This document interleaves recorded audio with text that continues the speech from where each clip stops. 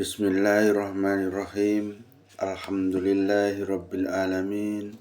Arrahmanirrahim. Maliki yaumiddin. Iyyaka na'budu wa iyyaka nasta'in. Ihdinas siratal mustaqim.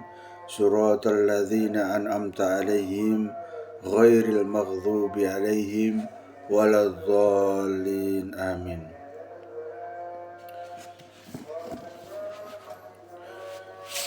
Di dalam dunia modern ini, di dalam suatu fakultas perguruan tinggi, kita membentuk mahasiswa yang berkarakter. Tujuannya mengintegrasi ilmu, tauhid, ibadah, dan akhlak, agar mahasiswa menjadi mantap, tidak ragu-ragu dalam memeluk agama Islam, tidak mudah terpengaruh, juga tidak akan goyah menjalankan ibadah dalam kesehariannya karena mempunyai dasar-dasar yang kuat di dalam sanubarinya, agar mereka tetap tekun belajar dan tetap memperhatikan kekuatan imannya yang seraya menjalankan ibadah setiap waktu. Di sini ada buku yang berjudul Membentuk Mahasiswa Berkarakter. Pada bab 5, pada buku ini menunjukkan bahwa standar minimal kemampuan ubudiyah. Jadi standar minimal kemampuan beribadah. Ubudiyah itu dalam bahasa Indonesia asli dikatakan ibadah, ubud atau ibad atau ubudiyah dalam hal ibadah. Dalam huruf A, yaitu kemampuan baca Al-Quran. Yang penting ini untuk para mahasiswa ya. Kemampuan membaca Al-Quran. 1 pendahuluan. Al-Quran merupakan kalam Allah yang menjadi kitab suci bagi umat Islam, yang diturunkan dari Allah Subhanahu wa Ta'ala, Zat yang maha bijaksana, diturunkan sebagai penasehat, penawar hati, petunjuk, serta menjadi rahmat bagi umat Islam. Fungsi utama Al-Quran adalah petunjuk bagi umat manusia. Petunjuk yang dimaksud adalah petunjuk agama Islam, yang biasa juga disebut syariat Islam. Al-Quran mempunyai beberapa nama antara lain, yaitu Al-Quran yang berarti bacaan, Alkitab yang tertulis, Al-Zikr yang disebut dan yang diingat, dipahami, dan Al-Furqan yang membedakan kebenaran dan kebatilan. Sebagaimana nama-nama tersebut, Al-Quran sebagai kitab suci senantiasa dibaca, ditulis, dipahami, dan dijadikan pedoman untuk membedakan yang baik dan yang buruk.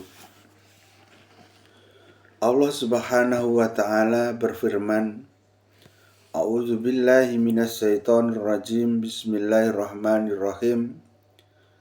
Wa Qur'anan faraqnahu litaqra'ah 'alan nasi 'ala muqsiw wa nazzalnahu tanzila. Dan Al-Quran itu telah kami turunkan dengan berangsur-angsur agar kamu membacakannya perlahan-lahan kepada manusia. Dan kami menurunkannya bagian demi bagian. Perkataan Allah ini berada pada surat Al-Isra ayat 106 di dalam Al-Quran. Setelah pendahuluan tadi nomor 2 yaitu keutamaan membaca, belajar dan mengajarkan Al-Quran agar para mahasiswa yang mempunyai kebiasaan di rumah sebelum menjadi mahasiswa, semenjak masih SD, SMP, SMA, ya, tekun ya membantu kegiatan membaca, belajar, mengajarkan Al-Quran menjadi mantap, menjadi akan lebih mempunyai wawasan yang luas akan tujuannya, yaitu mengemban tujuan meningkatkan mencari ilmu di perkuliahan. Al-Quran sebagai kitab suci dan firman Allah Subhanahu wa Ta'ala mempunyai kedudukan yang sangat mulia, yang berbeda dengan kitab-kitab lainnya. Oleh karenanya, membaca, belajar, dan mengajarkan Al-Quran mempunyai keutamaan yang banyak. Keutamaan tersebut antara lain tergambar dalam Al-Hadis sebagai berikut.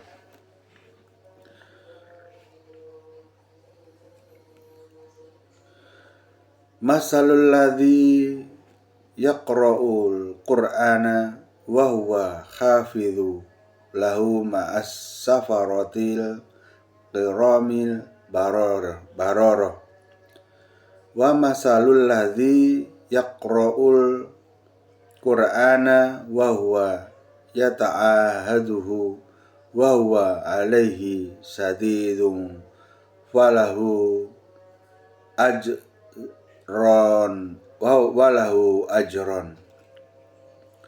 Adapun orang yang membaca Al-Quran dan mahir membacanya beserta golongan orang-orang yang mulia lagi baik-baik, dan orang yang membaca Al-Quran dengan terbata-bata membacanya karena kesulitan, maka mereka mendapat 2 pahala. Hadis ini diriwayatkan oleh Bukhari, ya. Jadi hanya Bukhari saja yang meriwayatkan, bukan Muslim. Ada yang hadis diriwayatkan oleh pasangan 2 periwayat, yaitu Bukhari dan Muslim biasanya.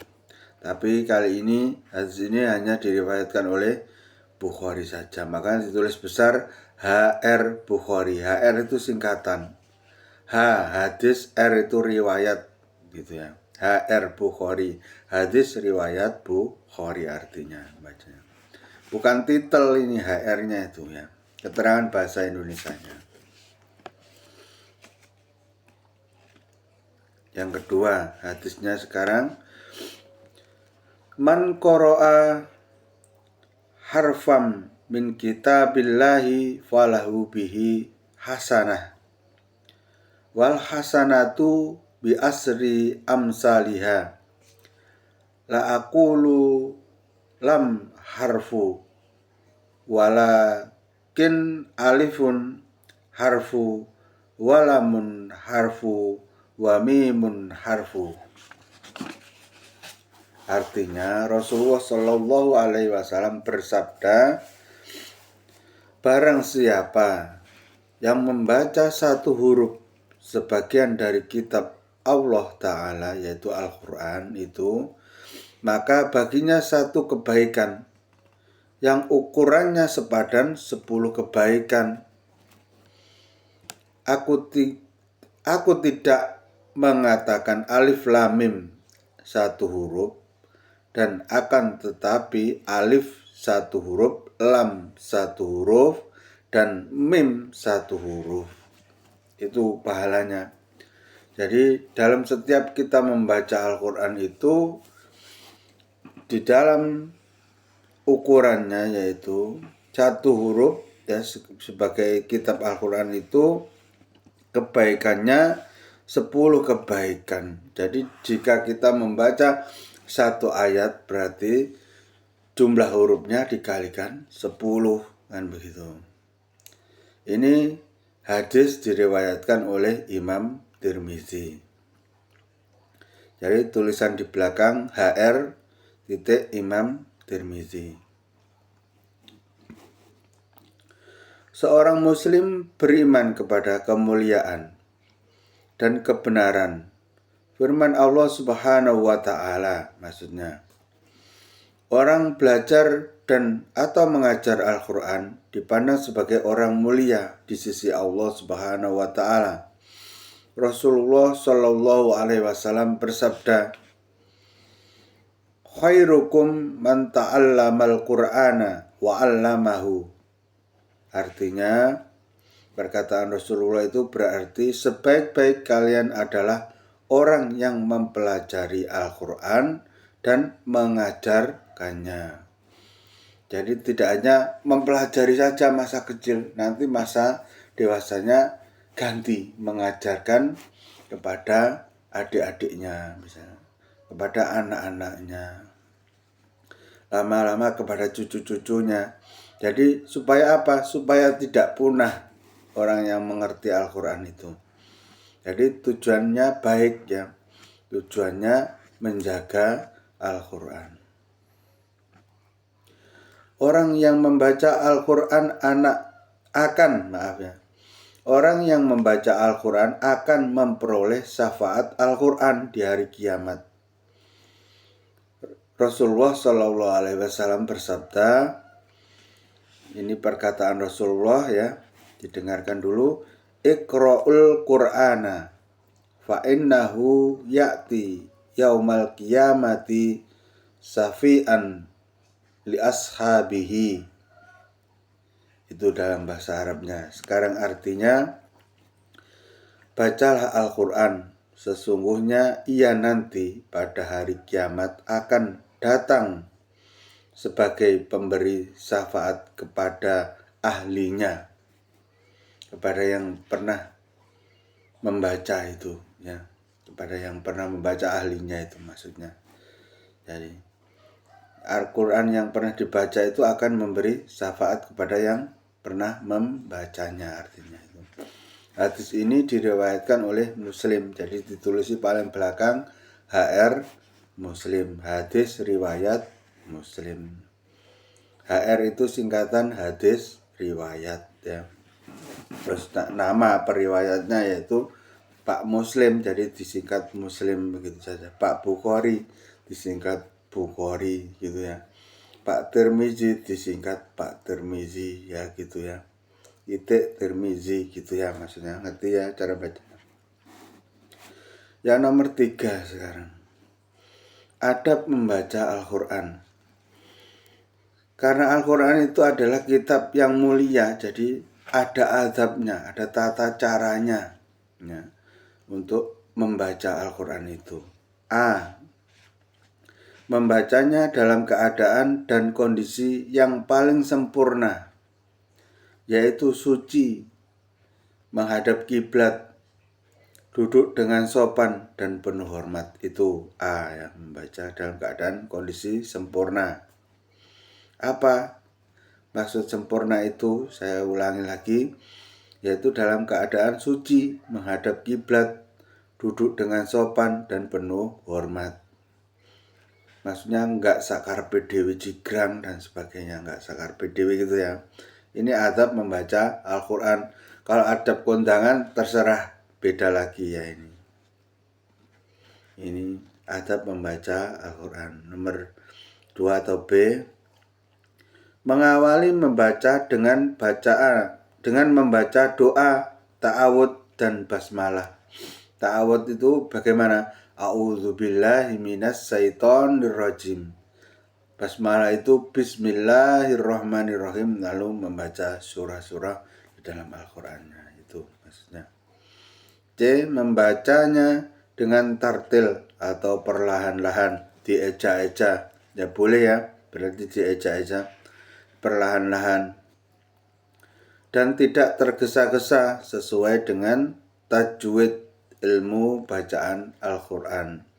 Tajwid itu tata cara membaca Al-Qur'an ya. Ada mat, ada panjang, ada pendek, ada idhar, idgham, ikhfa, idgham biguna, idgham bilaguna, begitu ya nanti ya.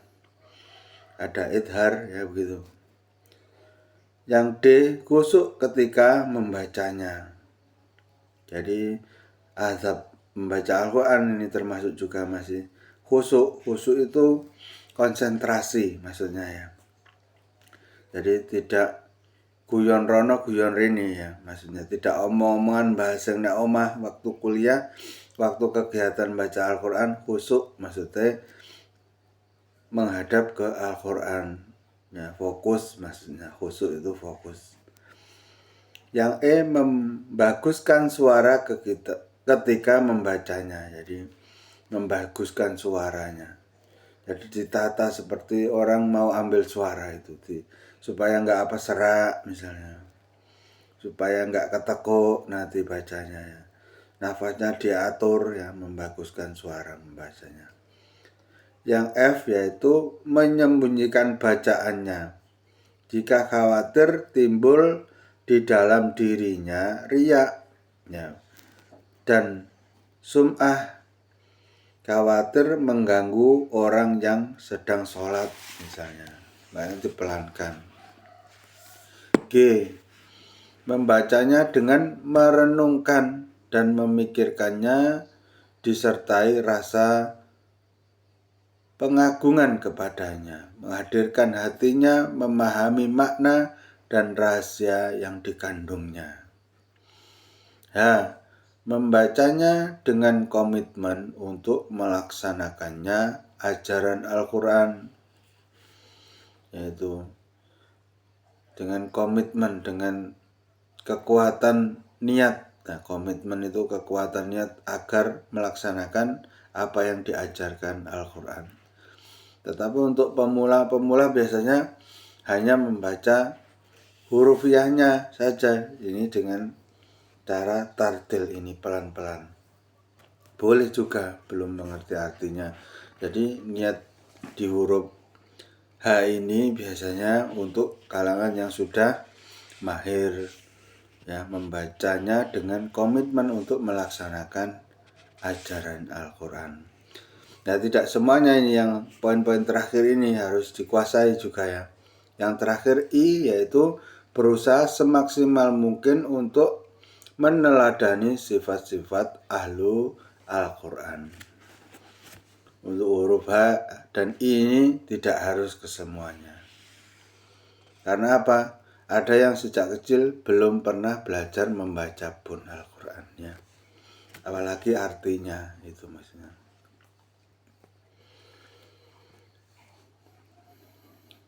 Sekarang B, kemampuan sholat berjamaah. Ini standar kemampuan ubudiyah para mahasiswa ini ya. Minimal ya. B, kemampuan sholat berjamaah. Minimal mempunyai kemampuan bersama-sama menjalankan sholat. Sudah tingkatannya kuliahan ya, nggak bisa sholat berjamaah ya. Ini kan banyak yang bertanya, nah awalnya bagaimana dulu? Nah, apa nggak pernah sholat? Nah, bagaimana? 1. Pendahuluan. Sholat jamaah merupakan perbuatan sunnah yang sangat dianjurkan sekali kepada tiap-tiap orang mukmin yang tidak memiliki uzur, berdasarkan sabda Rasulullah Shallallahu Alaihi Wasallam. Di sini Rasulullah berkata, "Ma min salasatin fi qaryatin la yu'adzanu wa la yuqamu fihim as-salatu illa takhwadha alaihim as-syaiton fa alaika bil jama'ati fa inna dza bayaqulul qasiyah." Tidaklah ada 3 orang di suatu desa atau suatu kampung di mana mereka tidak mendirikan sholat berjamaah di dalamnya. Dalam suatu kampung itu maksud Rasulullah itu melainkan setan akan menguasai mereka. Jika tidak ada minimal 3 orang di suatu kampung yang pernah menjalankan sholat berjamaah, maka setan akan mudah menguasainya, menguasai kampung itu, ya. Karena itu hendaklah kamu mendirikan sholat berjamaah bareng hanya dengan 3 orang sesekali saja. Karena serigala, semboyan Rasulullah itu dalam peribahasanya, karena serigala hanya akan memangsa seekor kambing yang menyendiri. Jadi di zaman Rasulullah diumpamakan serigala itu makanannya kambing. Jadi jika ada kambing yang menyendiri atau ada orang sholat yang menyendiri, maka akan mudah diganggu oleh setan jika belum ada yang mewakili 3 orang untuk berjamaah di suatu dusun atau desa, ya. Terpisah dari kelompoknya. Hadis riwayat Ahmad.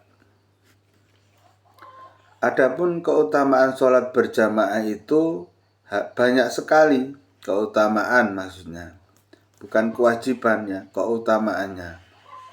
Apa fadilah keutamaan dari berjamaah itu dan pahalanya yang sangat besar?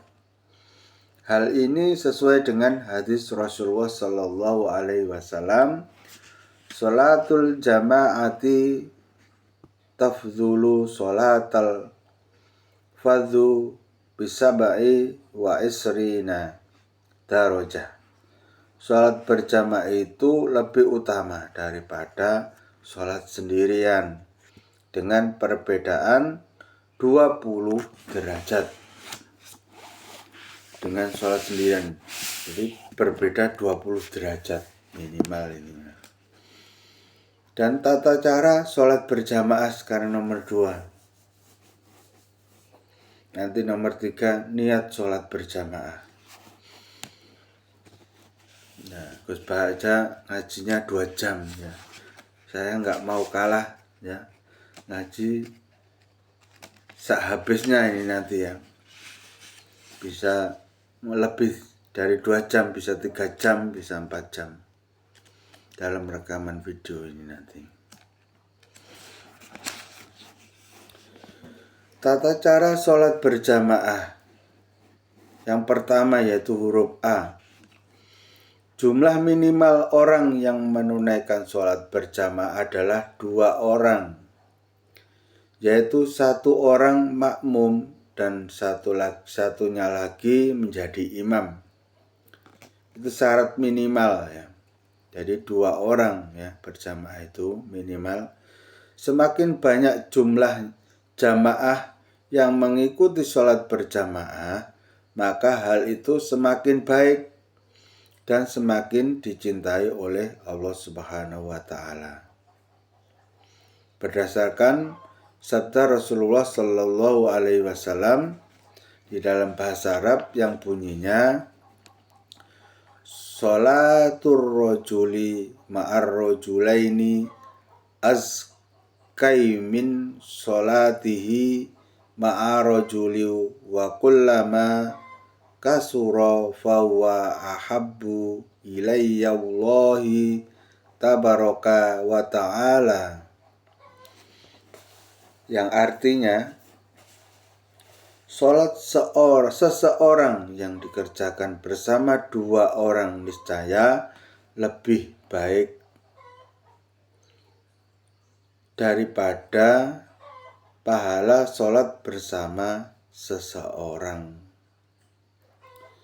Itu yang maksudnya, ya.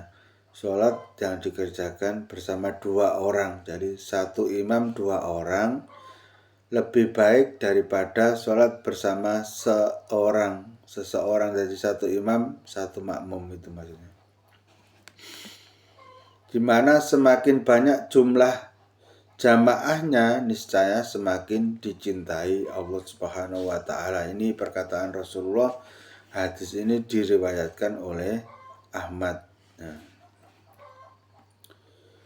Selanjutnya keutamaan imam sholat jamaah. Satu ya, keutamaannya.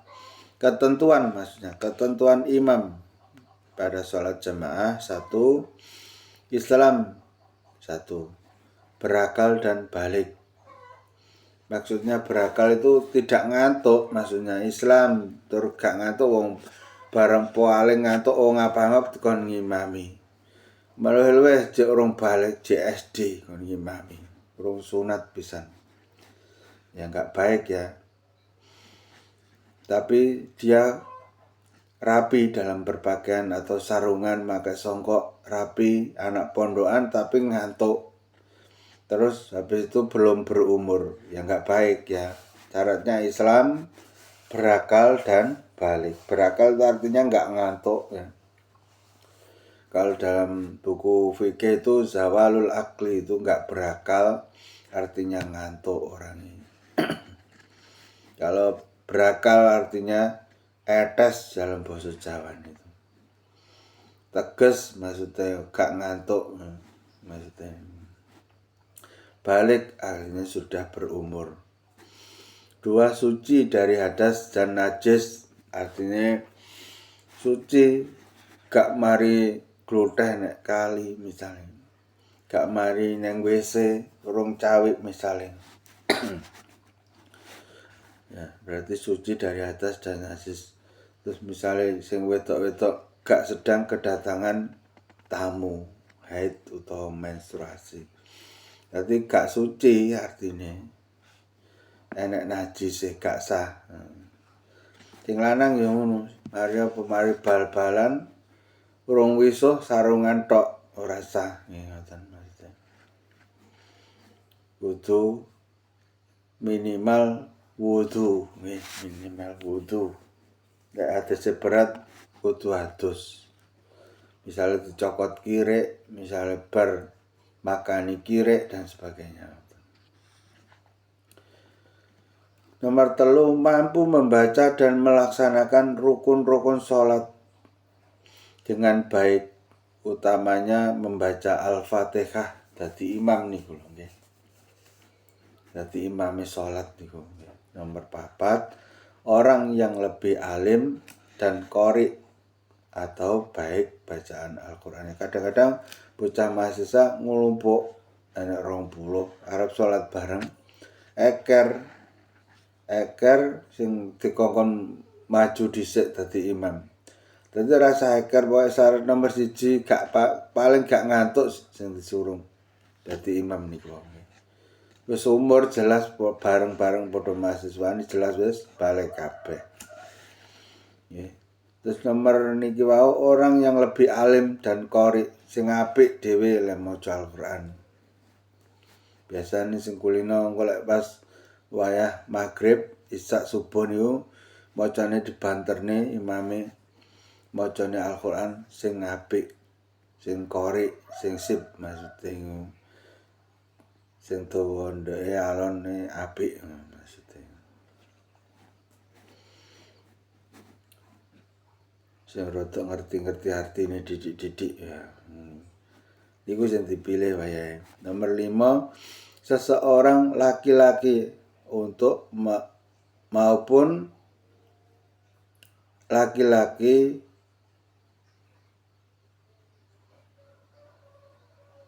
seseorang laki-laki. Nggih, iki biasane sing dipilih dadi imam. Kecuali nek ngene mahasiswa wedok. Mahasiswa wedok tok sing imame wong wedok gak apa-apa. Tapi lek nek ngene umum enek lanang enek wedoke ya lanang ae. Yang dipilih imam niku.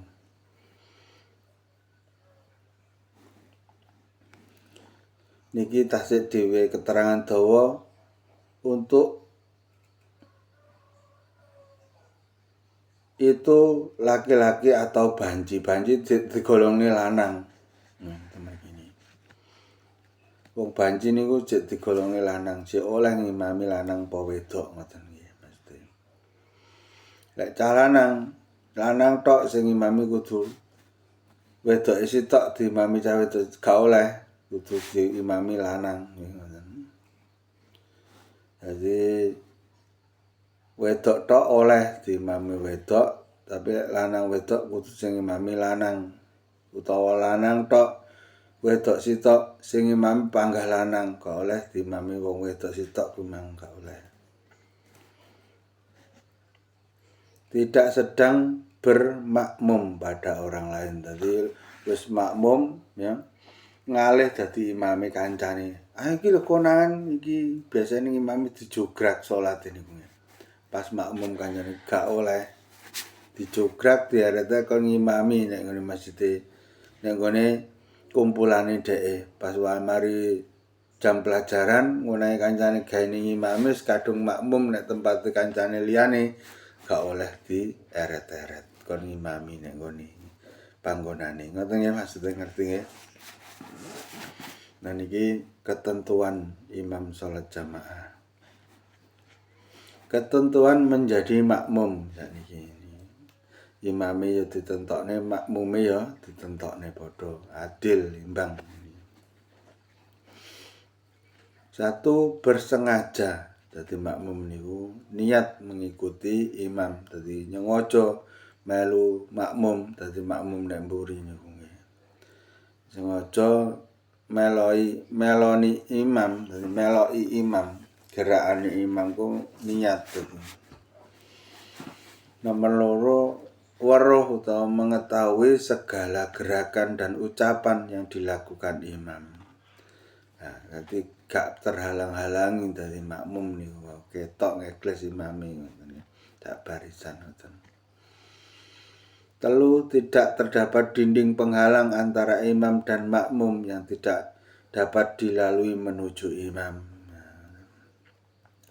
Nomor 4, tidak mendahului imam takbiratul ihram contohnya.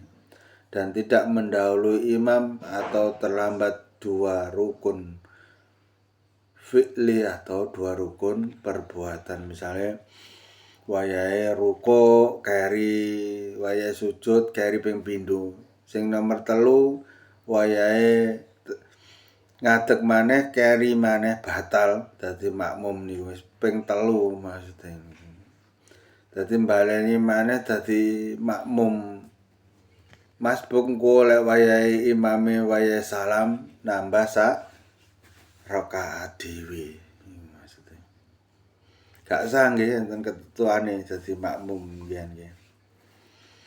Bertempat tidak lebih maju dari imam. Dadi ora nek ngarepe imam.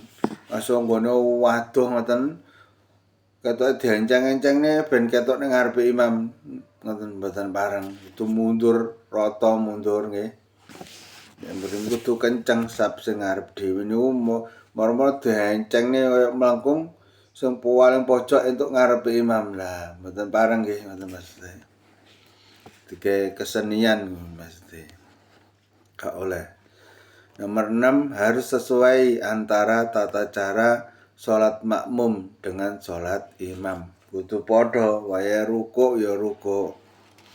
Wayahe njuding ya njuding, wayahe lungguh kae. Wayahe sujud ya sujud, wayahe ngadeg ya ngadeg ngoten. Wayahe meneng ngrungokne imam maca Fatihah ya meneng ngoten nggih. Kudu sesuai maksudnya. Nek gak sesuai mboten pareng ten mriki. Nomor 7, makmum tidak diperkenankan berdiri sendirian di belakang saf lain.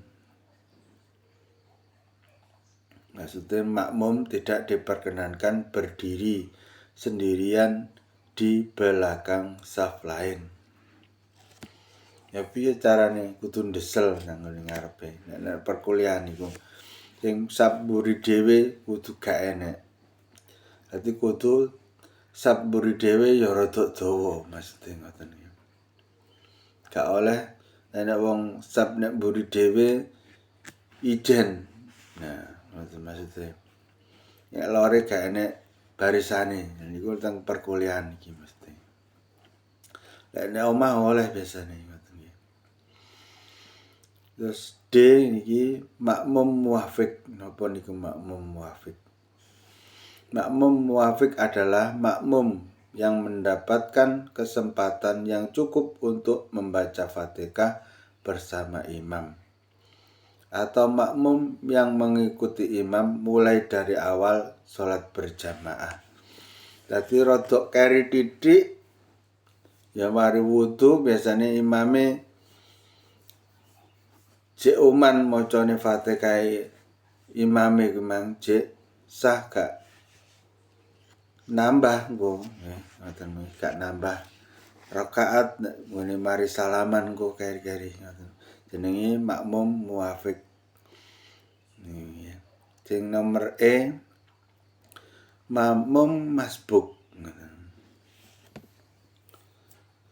Makmum masbuk adalah makmum yang mendapatkan tidak kesempatan yang cukup untuk membaca Al-Fatihah bersama imam.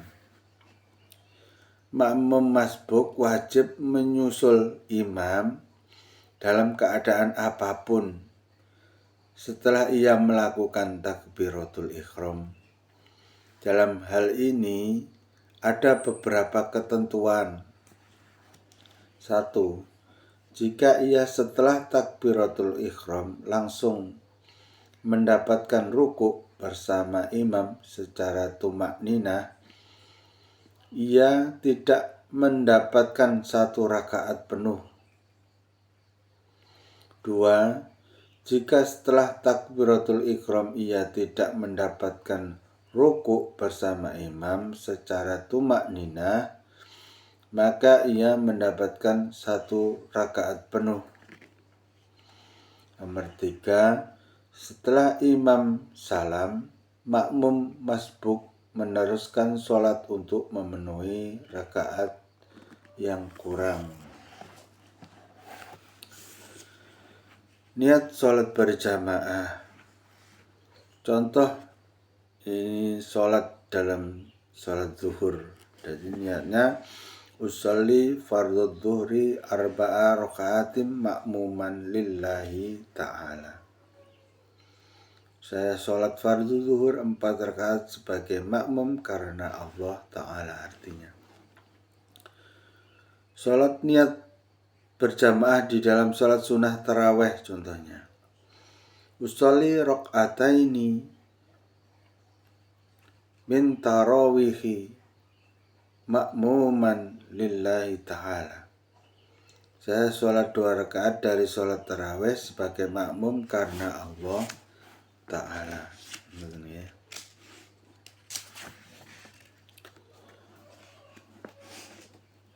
Yang C sekarang ya, kemampuan minimal ya, mahasiswa berkarakter. Agar berkarakter itu kemampuan bersolat rawatib. 1. Tata cara sholat rawatib. Sholat rawatib itu apa? Sholat sebelum dan sesudah sholat wajib 5 waktu. Biasanya dikerjakan 2 rakaat sebelum dan 2 rakaat sesudah. Ya, ini akan saya bacakan tata cara sholat rawatib. Sholat sunnah rawatib adalah sholat sunnah sebelum dan sesudah sholat wajib. Sholat sunnah sebelum sholat wajib disebut sholat sunnah qobliyah, dan yang dilakukan sesudah sholat wajib disebut sholat sunnah ba'diyah. Sholat sunnah rawatib meliputi 2 atau 4 rakaat sebelum zuhur, 2 rakaat sesudahnya, 2 atau 4 rakaat sebelum asar, dan 2 rakaat sesudah maghrib, dan 2 rakaat sesudah isya, serta 2 rakaat sebelum subuh. Hanya itu ya sholat rawatib. Jadi jika dilihat sesudah asar enggak perlu sholat rawatib ya. Sebelum isya enggak perlu sholat rawatib. Sebelum maghrib juga enggak perlu sholat rawatib. Sesudah subuh juga enggak perlu sholat rawatib.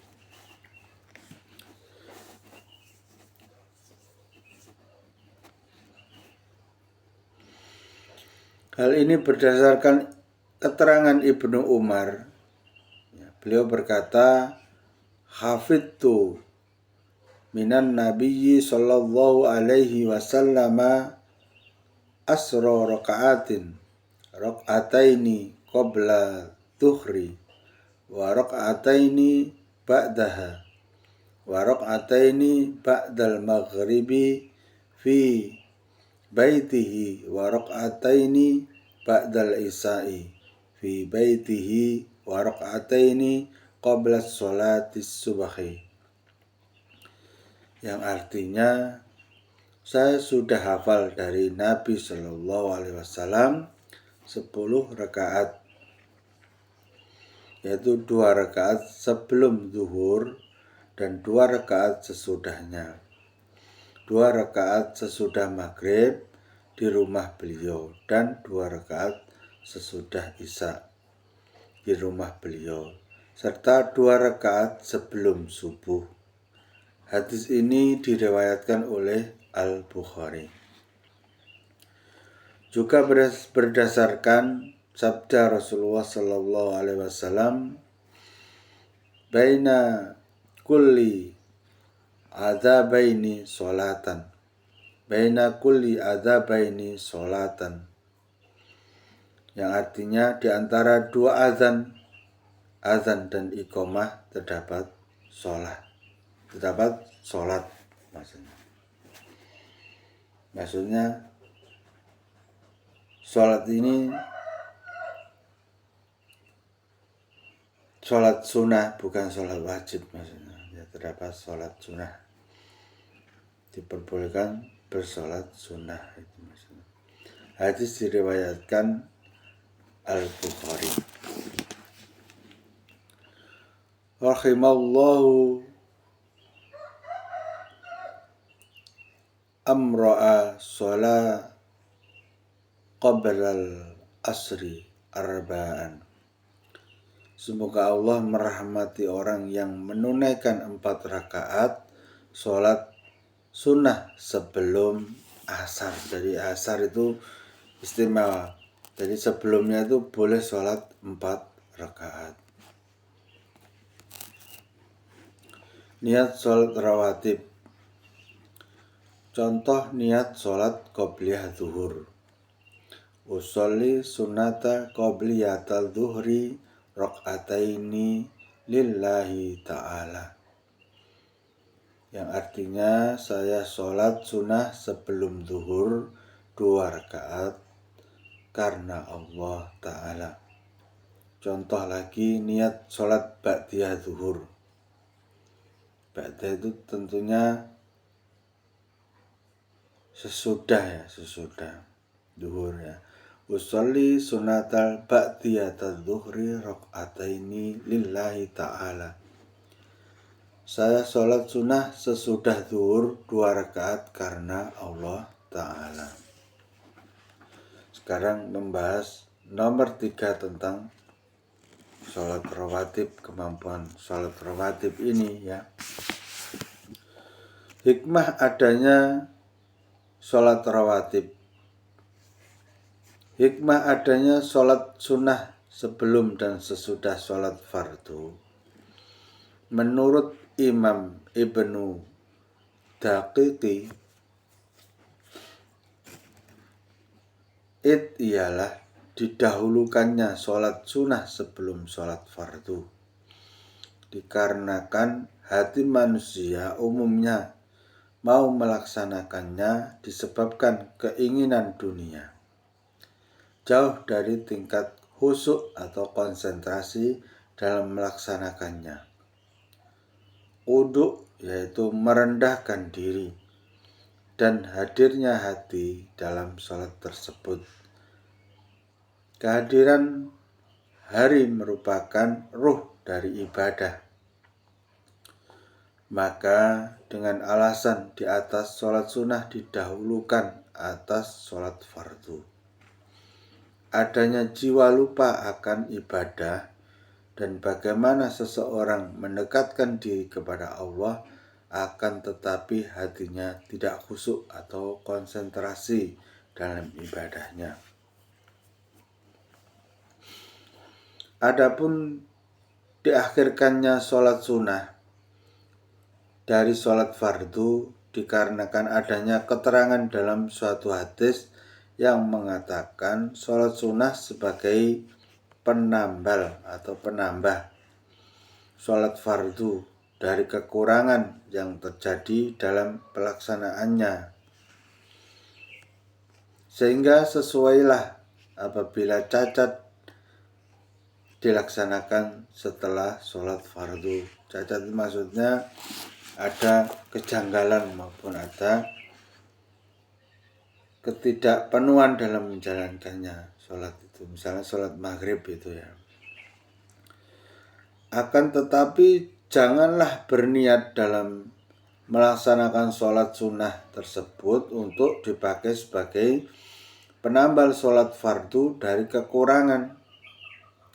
Sebab ketidaktahuan akan kekurangan dan sebab ketidakpastian diterimanya sholat sunnah yang dilakukan.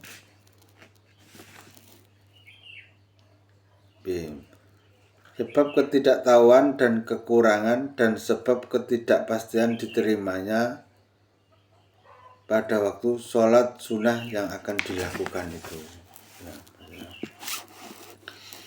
Adapun dasar keutamaan tersebut berdasarkan hadis-hadis sebagai berikut. Hadis diriwayatkan oleh Imam Muslim dan Imam Tirmizi dari Sayyidah Aisyah radhiyallahu anhum bersabda, Raq'atal fajri khaira minad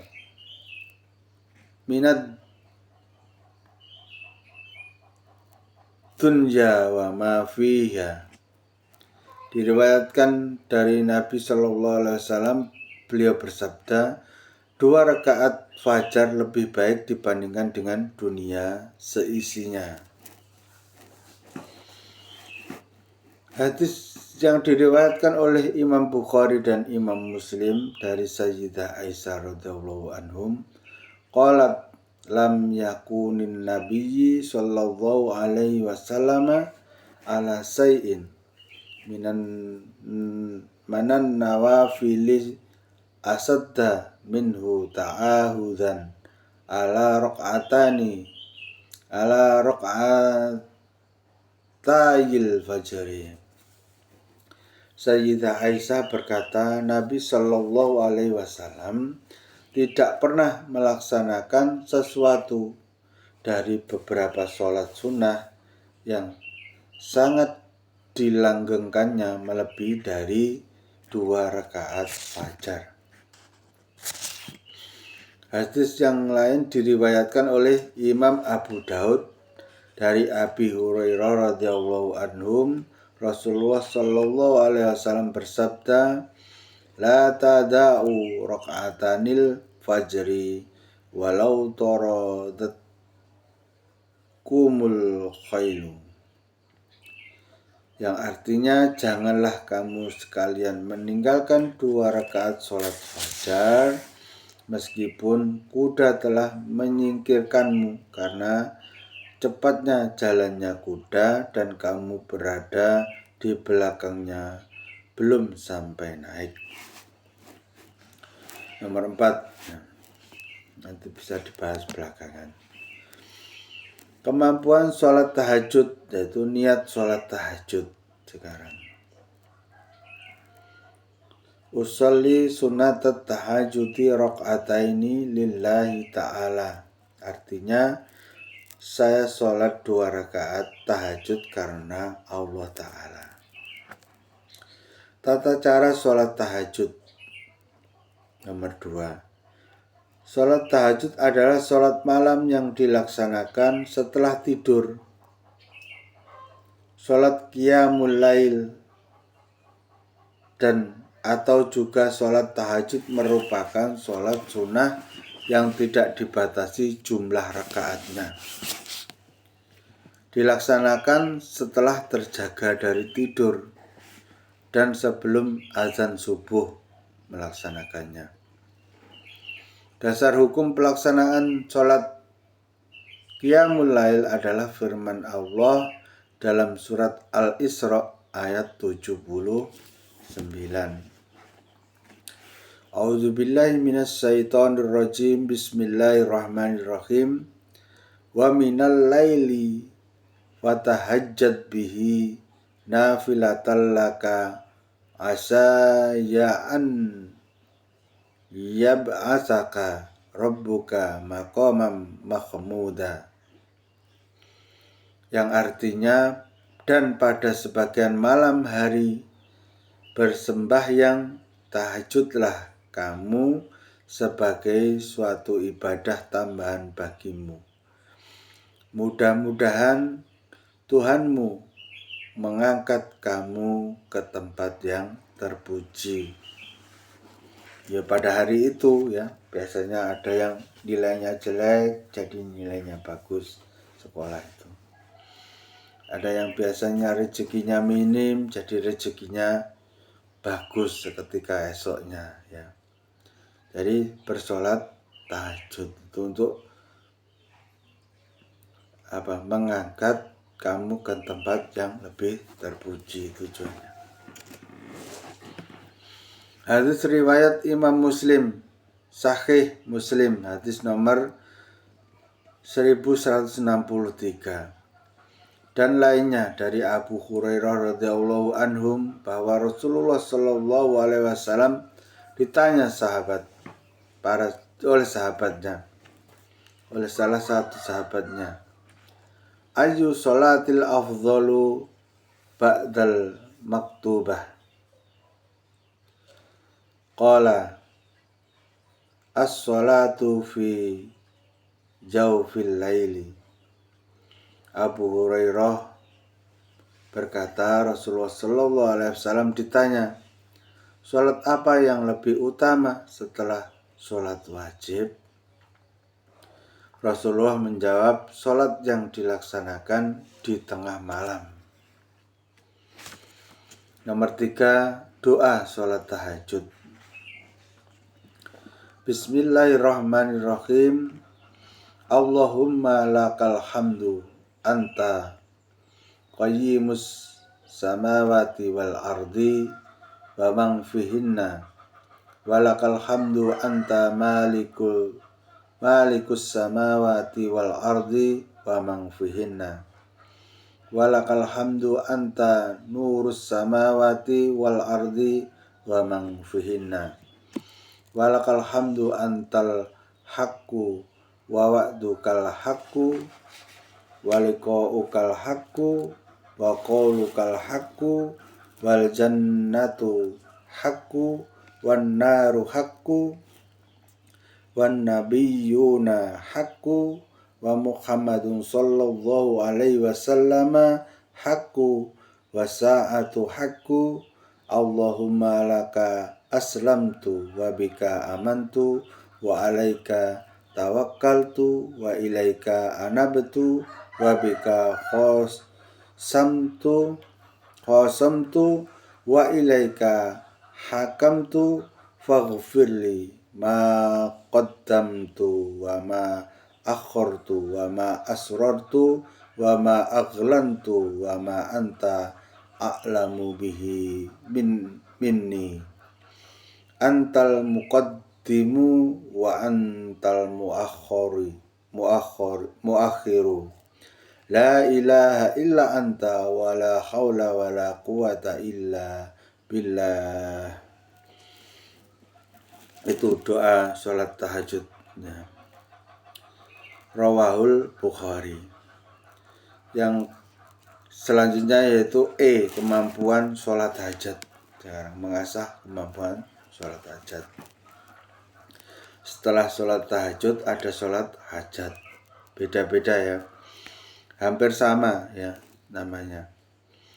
Niat sholat hajat yaitu usolli sunatal liqada'il hajati rakaataini lillahi ta'ala. Artinya saya sholat sunat hajat 2 rakaat karena Allah Ta'ala. Nomor 2 yaitu tata cara sholat hajat. Sholat hajat dilakukan 2 rakaat.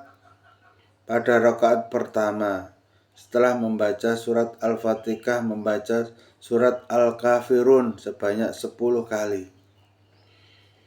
Pada rakaat kedua setelah membaca surat Al-Fatihah membaca surat Al-Ikhlas sebanyak 10 kali.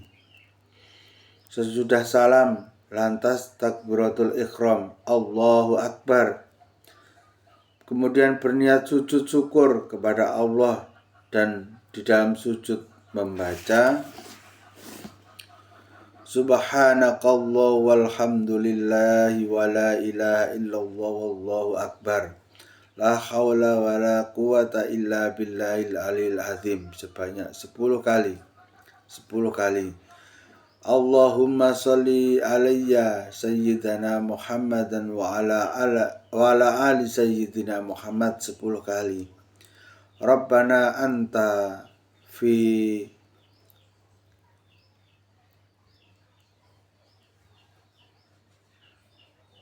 dunya hasanah wa fil akhirati hasanah wa qina adzabannar sebanyak 10 kali. Jadi itu terakhir ya untuk tata cara sholat tahajud. Sekarang doa di dalam sholat tahajud setelah sujud syukur itu ya. Makanya berdoa la ilaha illallahul halimul karimu subhanallahi rabbil arsyil azim alhamdulillahi rabbil alamin as'aluka mujibati rahmatika wa azaimi maghfiratika wal animati min kulli birri wassalamati min kulli ismin la tada' lana dzamban illa ghafartah wala hamman illa farajtah wala hajatan hiya laka ridho illa qadaitaha ya arhamar rahimin. Itu doanya ya. Kemampuan sholat tasbih sekarang ya. Sholat tasbih, niat sholat tasbih. Usolli rakaataini minas sholati tasbihi lillahi ta'ala. Yaitu artinya saya sholat 2 rakaat dari sholat tasbih karena Allah Ta'ala. Nomor 3 yaitu tata cara sholat tasbih. Barangkali banyak yang belum tahu ya. Sholat tasbih ini dilakukan 4 rakaat dan di setiap 2 rakaatnya diakhiri salam. Bila dikerjakan malam hari 4 rakaat dengan 1 salam saja.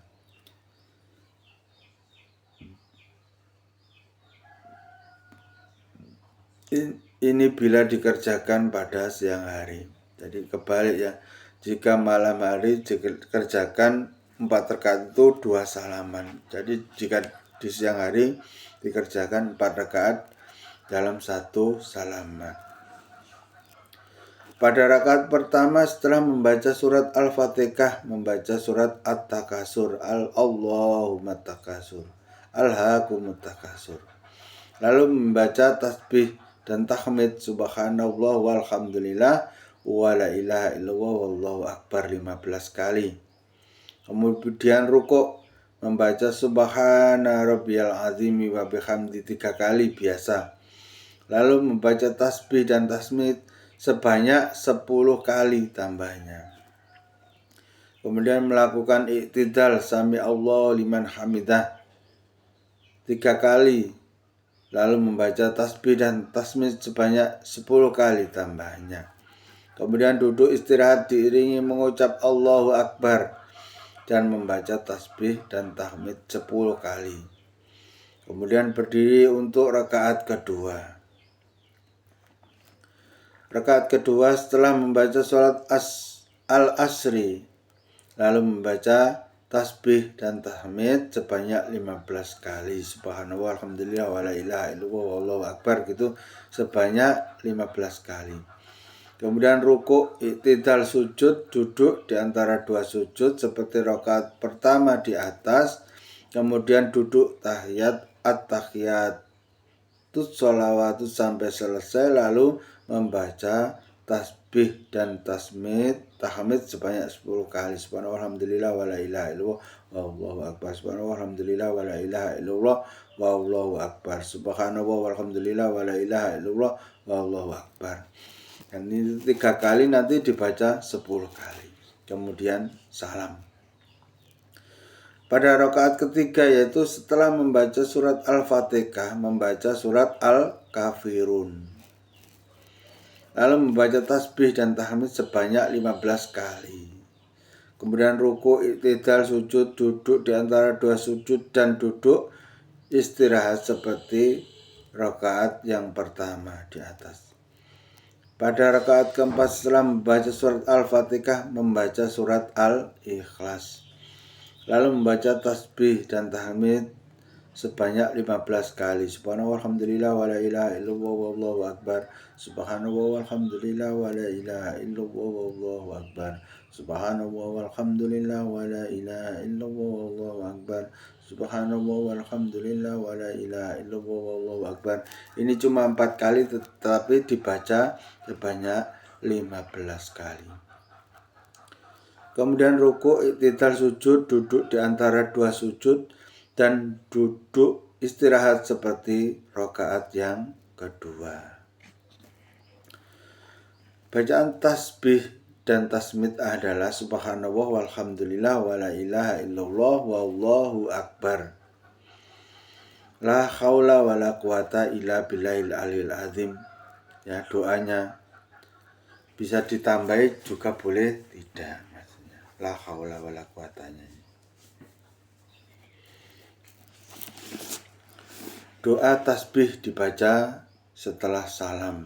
Jadi doa sholatnya ini setelah salam itu, setelah subhanallah walhamdulillah wala ilaha illallah wallahu akbar, terus lalu la ilaha illallah, la ilaha illallah kan terakhir. Habis itu kan berdoa. Doanya seperti ini. Bismillahirrahmanirrahim. Allahumma inni as'aluka taufiqa ahlil huda wa a'mala ahlil yaqini wa munasohati ahlil taubati wa azma ahlis sabri wa khidda ahli khasyati wa talaba ahlir raghbati wa ta'abada ahlil farai wa irfana ahlil ilmi wa hatta ukhafaka.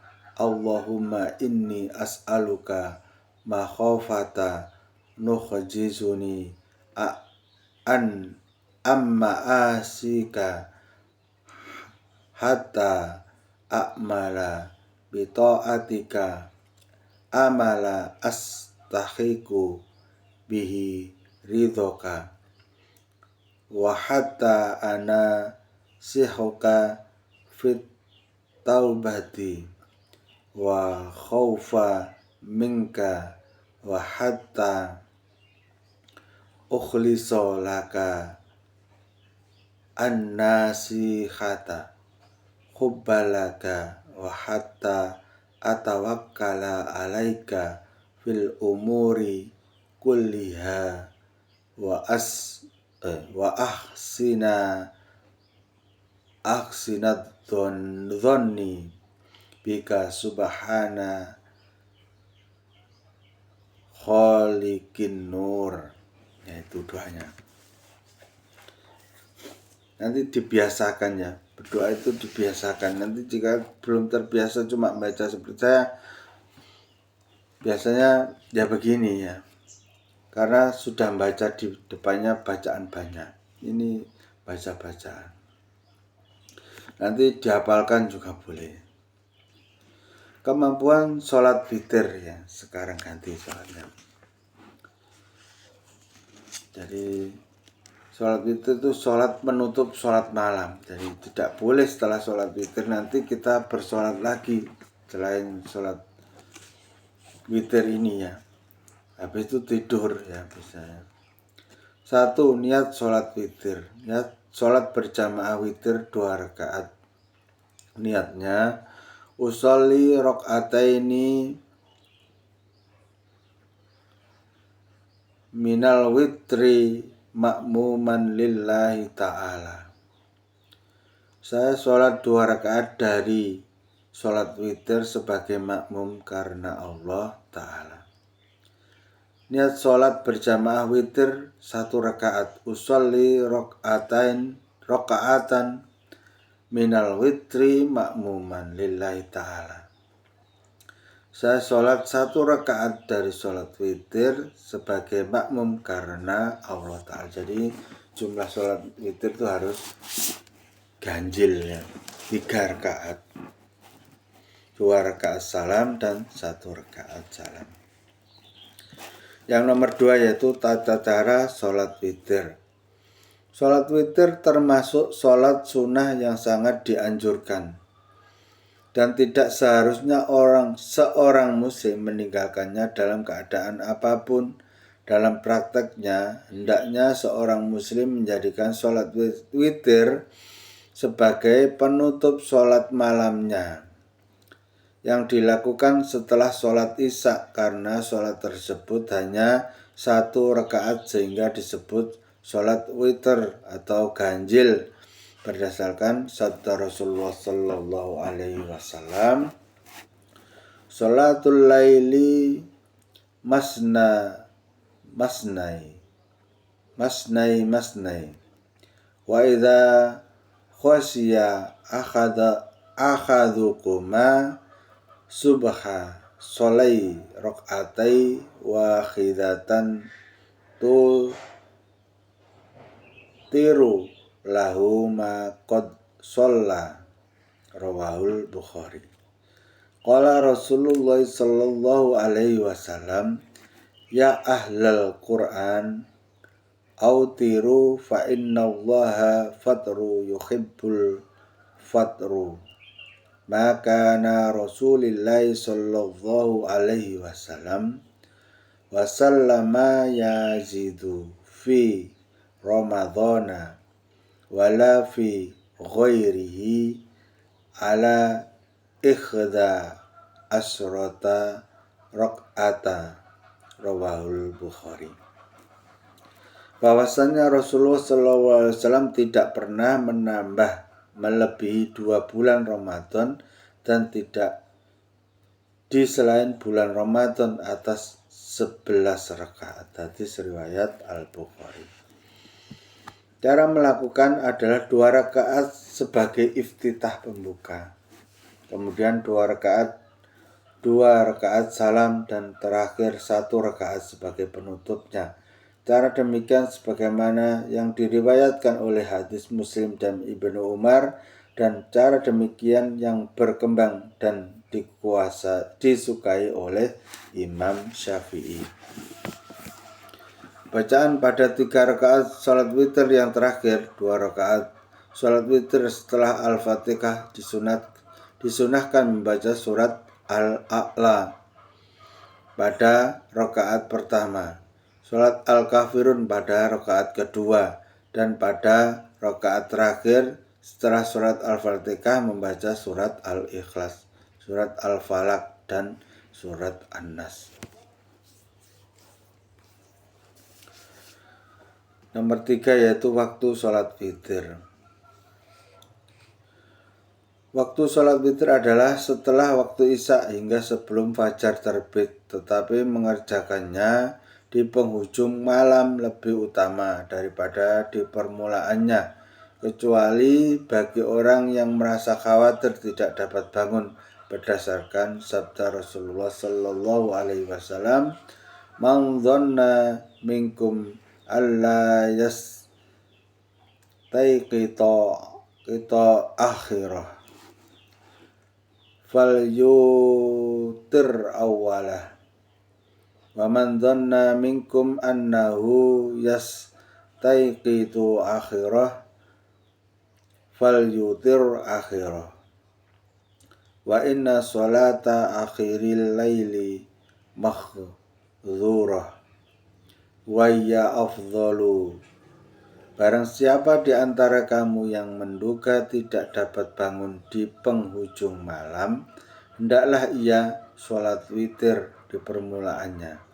Dan barang siapa di antara kamu yang menduga dapat bangun di penghujung malam, hendaknya ia sholat witir di penghujung malam.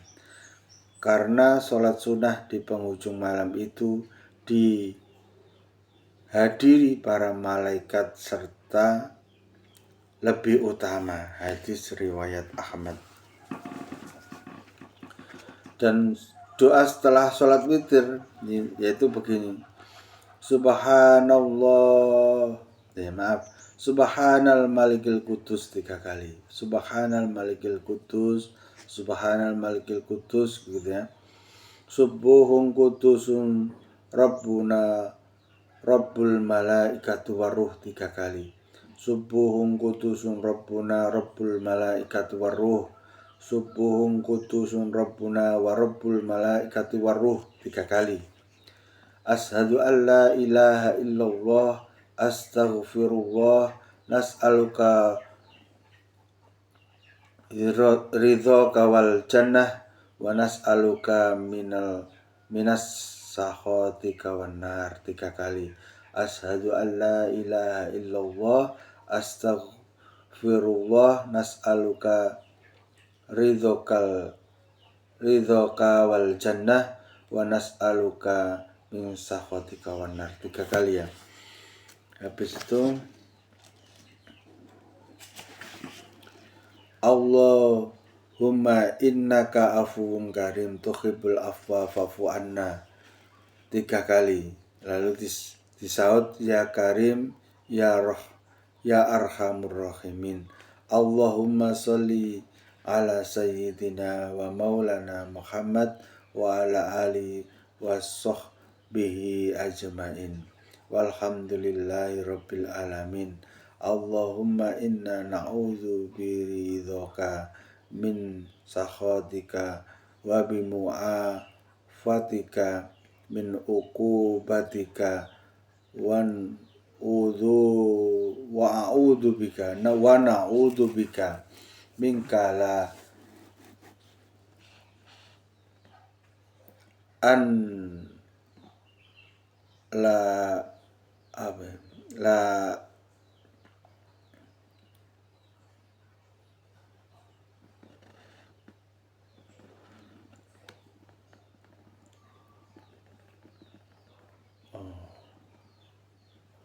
wa na'udzubika minka la anahsi sana'a alaika anta kama asnaita ala nafsika falakal hamdu hatta taradhu laka alhamdu idza radhaitau laka alhamdu bi'adzar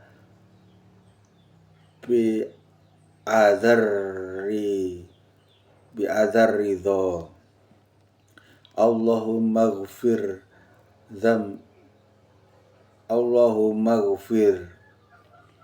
dzunubina wastur aunana wahsin mangqalabana wa afana wa'fu anna wa ala ta'ataka wa ana laka khairu wa faqona wa ambaka fala tato rodna wa tawalana bil hasani wazina bittaqau wastakmalna bita'atika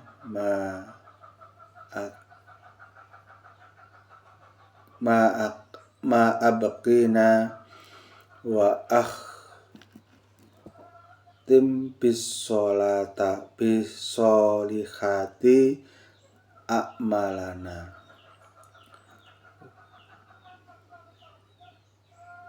Wa ajilna Allahumma ijrona minan nar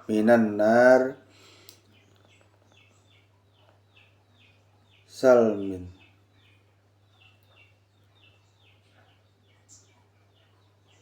Tiga kali. Habis itu wa adkhalna jannata amin. Wa adkhalna jannata amin. Itu doanya. Salat witir.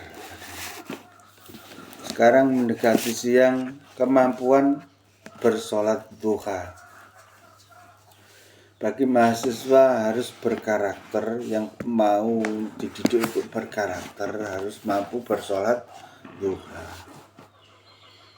Niatnya yaitu usolli rakaataini min sholati duha lillahi ta'ala. Saya sholat 2 rakaat dari sholat duha karena Allah Ta'ala. Tata cara sholat duha. Sholat duha hukumnya sunnah muakkad disebabkan Nabi Shallallahu Alaihi Wasallam selalu melaksanakannya dan manusia senang dengannya serta besar keutamaannya. Suatu hadis diriwayatkan dari Abi Dzarin radhiyallahu anhum, sesungguhnya Nabi Shallallahu Alaihi Wasallam bersabda, jadilah tiap tulang dan pergelangan badan dari seseorang dari kamu adalah sedekah. Setiap tasbih adalah sedekah, amal ma'ruf adalah sedekah, nahi mungkar adalah sedekah. Seseorang dari kamu akan mendapatkan semua pahala sedekah tersebut dengan melaksanakan 2 dari sholat duha. Hadis riwayat Imam Muslim. Zaid bin Arqam berkata, Rasulullah keluar menemui ahli Quba. Sedang ahli Quba sedang melaksanakan sholat duha. Kemudian Rasulullah bersabda, sholat awabin, sholat yang digunakan untuk kembali kepada Allah dengan memperbanyak taubat. Bila dilaksanakan pada waktu naiknya matahari dan sangat panas rasanya bagi anak unta yang kecil. Hadis riwayat Imam Muslim 748 dan lainnya. Jumlah rakaat sholat duha paling sedikit 2 rakaat dan paling sempurna 8 rakaat. Dasarnya pelaksanaannya yaitu hadis riwayat Imam Bukhari dan Imam Muslim. An Abi Hurairah radhiyallahu anhu qala, usani khalili bisalasin siyamu salasatan ayyama min kulli sahra wa rakaati ad-duha wa an utoro wa an au utara qabla an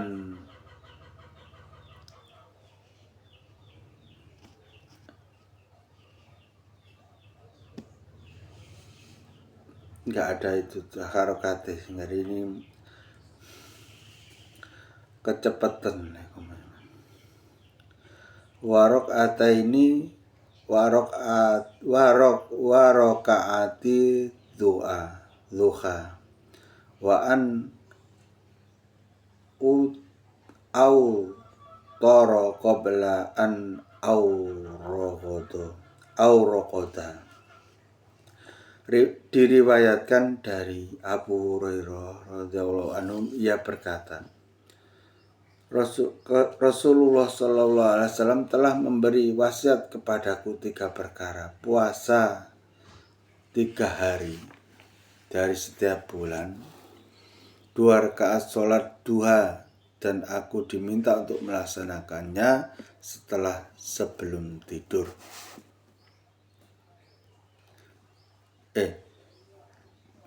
Diminta untuk melaksanakannya sholat sebelum tidur. Waktu pelaksanaan dimulai dari naiknya matahari sampai tergelincirnya, dan yang dilaksanakan pada waktu telah lewat 1/4 siang. Doa di dalam sholat duha setelah menjalankan sholat duha yaitu A'udzubillahi minasyaitonirrajim. Bismillahirrahmanirrahim. Allahumma inni dukha'uka wal baha'uka wal jamaluka wal quwwata quwwatuka wal qudratuka wal ismatuka. Allahumma in kana rizqi fis samai wa anzilhu wa in kana fil ardi wakhrijhu wa in kana mu'assaron fayassirhu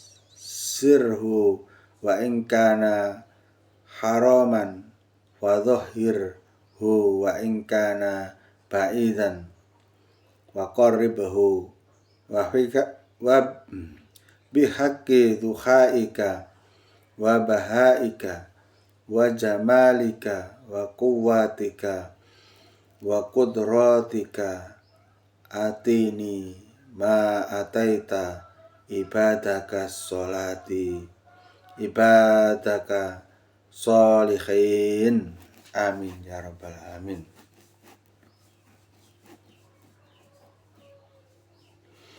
Selanjutnya yaitu paket hafalan surat-surat pendek, cuma surat Al-Fatihah, surat Al-Ikhlas, surat Al-Falaq, dan surat An-Nas, yaitu paket ke-1. Paket kedua surat Al-Kafirun, bacaan wajib dalam sholat, bacaan tasawuf akhir, bacaan sholawat dan tasahud. Yang ketiga doa kunut, wiridan, zikir, dan doa setelah sholat wajib. Yang keempat sholat ad-duha dan doa setelah sholat duha.